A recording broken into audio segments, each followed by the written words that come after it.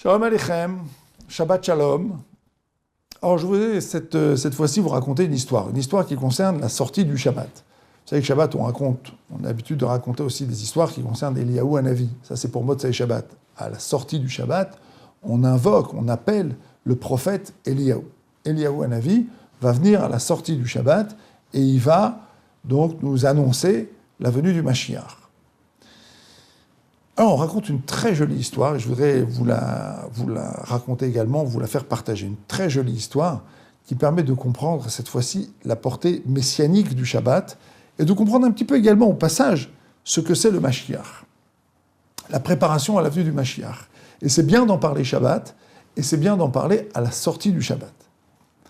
Un homme est un jour allé voir son Rebbe, il lui a dit « Rebbe, je voudrais voir Eliyahu Hanavi, le prophète Eliyahu. » Alors le Rav lui dit, écoute, tu sais ce que tu vas faire?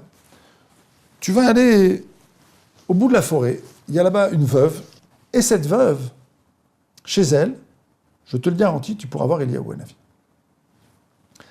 Alors notre homme, sachant qu'il s'agit d'une veuve, se dit, bon, il s'agit certainement d'une personne qui est un peu pauvre, elle habite là-bas en dehors de la ville, maison, il ne va pas avoir grand-chose. Il prend avec lui des victuailles, des bonbons, des gâteaux, la viande, du vin, jus de raisin, des boissons, et il part avec donc ses sacs jusqu'à la maison de cette femme. Il arrive 2 heures avant Shabbat, il tape à la porte, la femme lui ouvre la porte, il lui dit « Je m'excuse de te déranger, j'ai été voir mon Rebbe, mon rabbi, et il m'a dit que chez toi, je pourrais voir Eliyahu Hanavi, le prophète Eliyahu. » Alors la femme lui dit « Bon, écoute, le mieux c'est que tu t'installes dans la salle, dans la pièce qui est à côté là, parce que tu ne peux pas habiter dans la maison directement, mais installe-toi là-bas, et tu passes Shabbat là-bas tranquillement. » Alors le monsieur lui dit, écoute, comme je vais habiter dans ta maison, je t'ai amené aussi ce qu'il fallait donc pour Shabbat, pour te remercier de m'accueillir chez toi pendant Shabbat. Et donc, il lui donne les victuailles, la nourriture, les boissons, donc qu'il a acheté. Shabbat passe. À la fin de Shabbat, notre homme fait donc Ma'ariv, la prière du soir, Havdalah, prière sur le vin, terminé avec le Shabbat. Melavé Malka, le repas du Mashiach, c'est Oudat Mashiach. 4e repas, très important le 4e repas. Au passage, j'en profite pour vous signaler que c'est très important en Shabbat de calculer ce qu'on mange, surtout dans les Shabbats d'hiver. D'accord ? Il ne faut pas trop se remplir à le repas de midi et après arriver à Seudat Shlishi de ne pas être capable de manger. Il faut être capable, dans les Shabbats, et notamment dans les Shabbats courts, de faire attention à sa Seuda, à son repas donc de midi, de manière à être suffisamment en forme pour manger correctement à Seudat Shlishi avec appétit, et garder encore de la place pour Melavé Malka, pour le repas donc de Seudat Mashiach. Et donc notre monsieur fait Seudat Mashiach. Melavé Malka. Toujours pas d'Eliyahu Hanavi. Il attend Chatzot, il récite Tikkun Chatzot, la prière par laquelle on se lamente sur la non-reconstruction du Beth Amikdash, la destruction du Beth Amikdash. Puis le lendemain, il se lève et il s'en retourne chez lui. Il va voir son Rav. Il dit, eh ben, j'ai pas vu Eliyahu Hanavi. Je n'ai pas vu Eliyahu Hanavi. Alors le Rav lui dit, tu retourneras la semaine prochaine, et la semaine prochaine, tu vas voir Eliyahu Hanavi. Alors notre homme, qui a Emunat Rachamim, il a la foi dans ce que disent les sages, il dit, bon, très bien, si le Rabbi l'a dit, c'est vrai. Il avait promis pour cette semaine, bon, bah oui, mais la semaine prochaine, pourquoi pas. La semaine d'après, rebelote, il prend ses sacs, à boire, à manger, prépare, il se presse, parce que bientôt Shabbat, il arrive 1 heure avant Shabbat. Et la porte de la maison est entr'ouverte. Puis bon, la maison suintait la misère. Alors il entend les enfants qui pleurent. Oh, maman, maman, maman, maman. Il entend des enfants. Maman, comment on va faire? C'est Shabbat dans 1 heure et on n'a rien pour Shabbat. Comment on va faire, maman? Et là, il entend la mère qui répond à l'enfant. Ne vous en faites pas, mes chers enfants. Dieu nous a envoyé Eliyahu Hanavi la semaine dernière. Cette semaine, il va nous le renvoyer. Nous nous posons souvent la question de savoir comment faire venir le Mashiach. Qui sera le Mashiach? Quand viendra le Mashiach? Eh bien, mes chers amis, c'est nous qui en décidons. Nous sommes les sculpteurs de notre destin, nous sommes les écrivains de notre histoire, nous sommes les dessinateurs de notre présent et des tableaux qui traverseront l'histoire. C'est nous qui écrivons l'histoire. Par notre Teshuvah, par notre Shabbat. Shabbat, c'est les mêmes lettres que Tashuv, Teshuvah. C'est le retour aux sources, Shabbat. Shabbat, on revient à la source. À la source première. C'est Hachem qui dirige le monde. Hachem a créé le monde. Hachem administre le monde. Hachem dirige le monde, il peut même le diriger même quand je ne suis pas là. Quand je suis occupé avec mes bougies, mes chalotes, mon vin, mon kidouche, mon repas, mes chansons, mes zmirotes de Shabbat, avec mes divrei Torah de Shabbat, Hachem dirige le monde. Même sans moi, incroyable, non? Hein? Shabbat, c'est la source. Je fais teshuva, je reviens à la source. Eh bien, la venue d'Eliyahu Hanavi et la venue du Mashiach, la Gemara dans Sanhedrin nous dit, elle dépend de nous.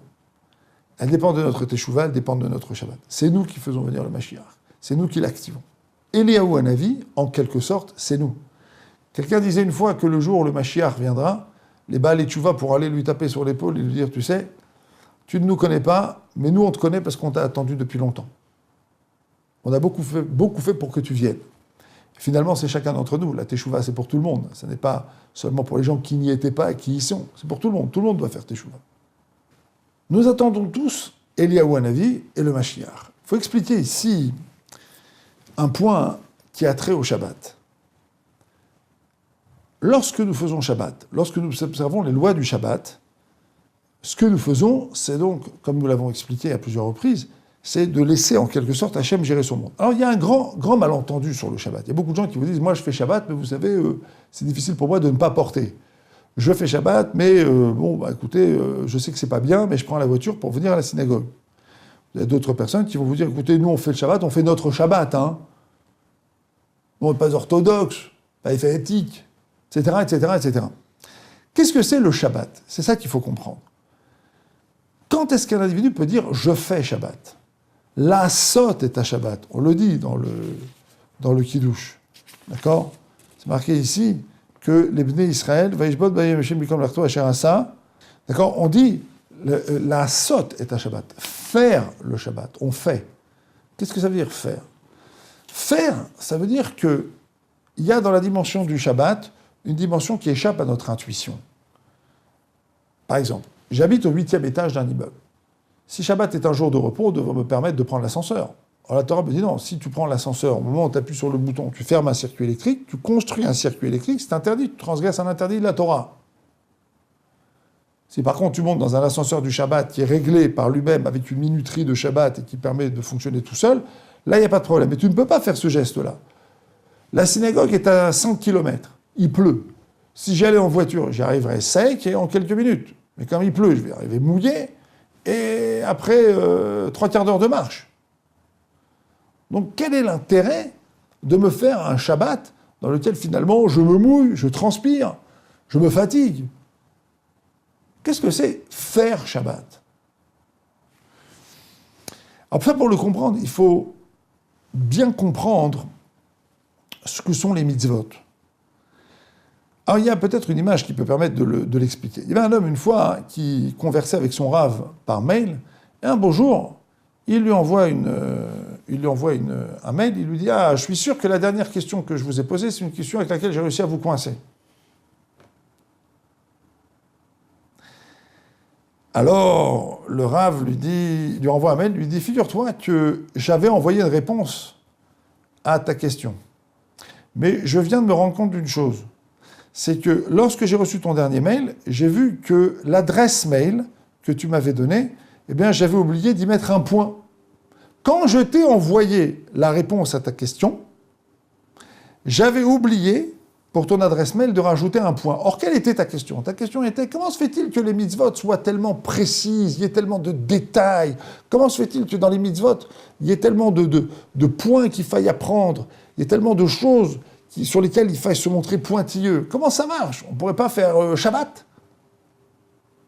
Manger, boire, et voilà, c'est tout. On prie un peu, et puis c'est tout. Pourquoi tant de détails sur les heures d'entrée du Shabbat, les heures de sortie du Shabbat, sur la manière de faire le kiddush, sur la manière de faire la prière, sur tous ces travaux interdits pendant le Shabbat, et sur toutes ces choses que nous devons faire pendant le Shabbat? Et pourquoi même les lois du Oneg, les lois du délice de Shabbat, sont des lois également dans lesquelles il y a un certain nombre de détails? Pourquoi il y a tous ces détails? C'était ça ta question. Eh bien, la réponse, elle se trouve dans le fait que tu n'as pas reçu mon mail. C'est que quand je t'ai envoyé le mail, j'ai oublié de mettre un point, et le mail n'est pas arrivé.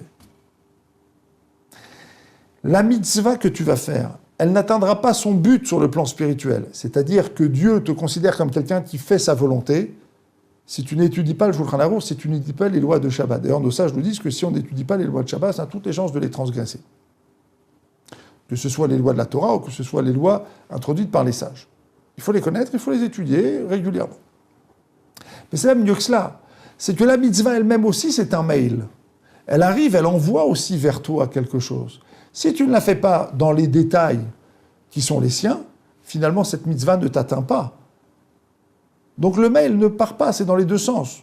Elle n'atteint pas son but sur le plan spirituel, qui est de te permettre d'avoir une relation avec Hachem, avec Dieu, avec le monde spirituel, et de construire ta spiritualité, mais elle ne te permet pas non plus d'être atteint par la bracha, par la bénédiction que Hachem veut te donner. Si tu oublies le point, si tu oublies le détail, il y a un certain nombre de détails qui sont des détails sine qua non.